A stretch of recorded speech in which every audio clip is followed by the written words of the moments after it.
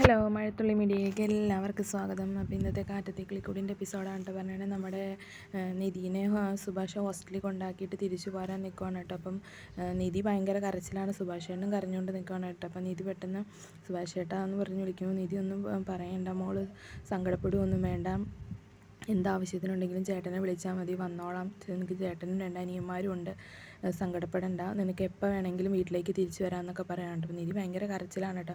മോള് കരയില്ലേ, മോള് പൊക്കൊന്നിട്ട് വേണം എനിക്ക് പോകാമെന്ന് പറയും. അപ്പോൾ നിധി പറയും, വേണ്ട സുഭാഷ് ഏട്ടൻ പൊക്കോ, സുഭാഷ് ഏട്ടൻ പോയിട്ട് ഞാൻ പൊക്കോളാമെന്ന് പറയും. അത് കഴിഞ്ഞിട്ട് സുഭാഷ് ഏട്ടൻ പോകാൻ തിരിയുക, എന്നിട്ട് പിന്നെയും തിരിച്ച് സുഭാഷ് ഏട്ടൻ വന്നിട്ട് പറയും, മോളെ സുധീഷ് അങ്ങനെ ഒരുത്തനല്ല, നീ അവനെക്കുറിച്ച് അങ്ങനെയൊന്നും വിചാരിക്കരുത്, നിനക്ക് മനസ്സുണ്ടെങ്കിൽ അവനോട് പൊറുക്കണമെന്ന് എനിക്ക് പറയാനുള്ളൂ. ഞാൻ അമ്മയില്ലാതെ വളർന്നതല്ലേ, അതിൻ്റെ ബുദ്ധിമുട്ടുണ്ടാവും, ഞാനാണ് അവനെ വളർത്തിയത്, പക്ഷെ ഒരിക്കലും അവൻ ഇങ്ങനൊരു തെറ്റ് ചെയ്യുമെന്ന് ഞാൻ വിചാരിച്ചില്ല, എന്താ അവൻ അങ്ങനെ പെരുമാറിയെന്നും എനിക്കറിയില്ല, നിനക്ക് മനസ്സുണ്ടെങ്കിൽ അവനോട് ക്ഷമിക്കണം, നിനക്ക് എപ്പോൾ വേണമെങ്കിലും വീട്ടിലേക്ക് തിരിച്ചു വരാമെന്നൊക്കെ പറഞ്ഞ് കുറച്ച് പൈസയൊക്കെ നിധിയുടെ കയ്യിൽ കൊടുക്കാനുണ്ട്. അപ്പോൾ നിധി ഇതൊന്നും വേണ്ട, എൻ്റെ കയ്യിലുണ്ട്, അത് സാരമില്ല മോള് വച്ചു എന്ന് പറഞ്ഞിട്ട് സുഭാഷ് ഏട്ടൻ പോരുകയാണ്. വീട്ടിൽ എല്ലാവരും നോക്കി നിൽക്കുമായിരുന്നു കേട്ടോ സുഭാഷ് വരുന്നത്. അപ്പം സുഭാഷ് ഏട്ടൻ വന്നു കഴിഞ്ഞപ്പോൾ നിധി അപ്പം ഇനി ഒരിക്കലും വരില്ലേ എന്ന് ചോദിച്ചുകൊണ്ട് സുധീഷ് ഭയങ്കര കരച്ചിലാട്ടോ. അപ്പോൾ ഈ സുഭാഷ് ഇല്ലയെന്ന് ഇങ്ങനെ കാണിക്കുകയാണ് കേട്ടോ. ഞാനിനി എന്ത് ചെയ്യും, ഞാൻ എന്ത് തെറ്റാ ചെയ്ത് ഇങ്ങനെ എനിക്കിങ്ങനെ ഏത് സമയത്ത് എനിക്കിങ്ങനെ തോന്നിയതെന്നൊക്കെ പറഞ്ഞ് സുധീഷ് ഭയങ്കര കരച്ചിലാണ് കേട്ടോ. അത് കഴിഞ്ഞിട്ട് രാത്രിയാകുമ്പം നിധിനെയും കാണിക്കുന്നത്. നിധി ഹോസ്റ്റലിലും ഇങ്ങനെ വീട്ടിലെ കാര്യങ്ങളൊക്കെ ഓരോന്ന് ആലോചിച്ചുകൊണ്ടിരിക്കുകയാണ്. ശരിക്കും പറഞ്ഞാൽ പഴയ ഓർമ്മകളിലൂടെയാണ് കേട്ടോ ഇന്നത്തെ എപ്പിസോഡ് പോകുന്നത്. നിധി രാവിലെ അവരെ വിളിച്ചെഴുന്നേൽപ്പിക്കുന്നതും അങ്ങനെയുള്ള എല്ലാ കാര്യങ്ങളും നിധി ഇരുന്ന് ആലോചിക്കുകയാണ് കേട്ടോ.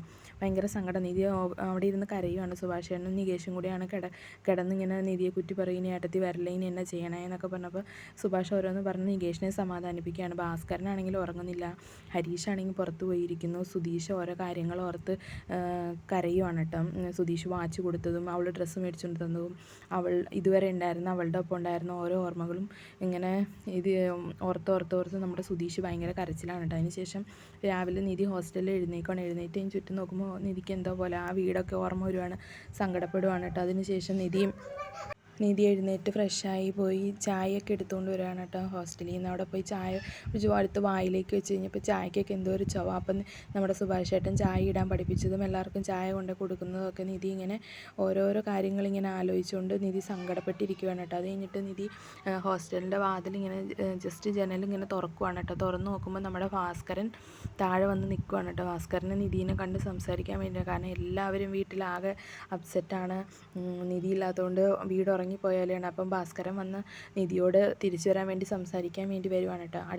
നാളത്തെ എപ്പിസോഡ് അതാണ് കേട്ടോ. അപ്പം നമ്മുടെ റിവ്യൂ ഇഷ്ടമായ നമ്മുടെ ചാനൽ സബ്സ്ക്രൈബ് ചെയ്യാൻ മറക്കരുതേ.